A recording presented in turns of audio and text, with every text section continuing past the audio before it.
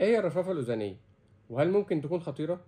الرفرفة الأذنية نوع من اضطرابات القلب، بيحصل فيه تصرف كهربائي غير طبيعي في الأذين، بيخلي القلب بينبض بشكل سريع أو غير منتظم، وممكن يسبب أعراض بسيطة أو مشاكل خطيرة لو ما اتعالجتش.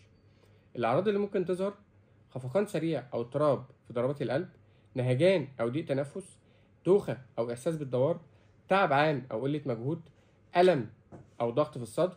أحيانا ما يكونش فيه أعراض خالص وتظهر بالصدفة في رسم القلب. الأسباب الشائعة: أمراض القلب زي ارتفاع الضغط أو ضعف في عضلة القلب وأمراض الصمامات، بعد عمليات قلب أو قسطرة، فرط نشاط الغدة الدرقية، التدخين أو الكحول، اختلال في أملاح الدم أو أدوية معينة.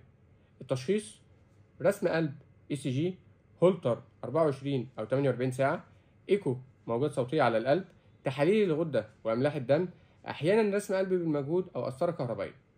العلاج بيشمل أدوية لتنظيم ضربات القلب، مضادات التجلط للحماية من جلطات المخ، صدمة كهربائية كارديوفيرجن لو الرفرفة مستمرة، قسطرة قي كهربائي اللي هو الاي بي او الابليشن في بعض الحالات المزمنة، وطبعا متابعة الضغط والغدة والتغذية. أهم التعليمات بالنسبة للمريض: التزام صارم بالعلاج، المتابعة المنتظمة مع طبيب القلب، الامتناع عن التدخين والكافيين الزائد، تقليل التوتر والقلق، قياس الضغط والنبض بانتظام، إبلاغ الطبيب فورا لو ظهرت أعراض جديدة. مهم تعرف إن الرفرفة الأذنية ممكن تتحول إلى رجفان أذيني أو تسبب جلطة في المخ لا قدر الله، خصوصا لو ما تمش السيطرة عليها بسرعة، لكن مع الالتزام بالعلاج والمتابعة بتعيش طبيعي تماما. أشوفكم على خير.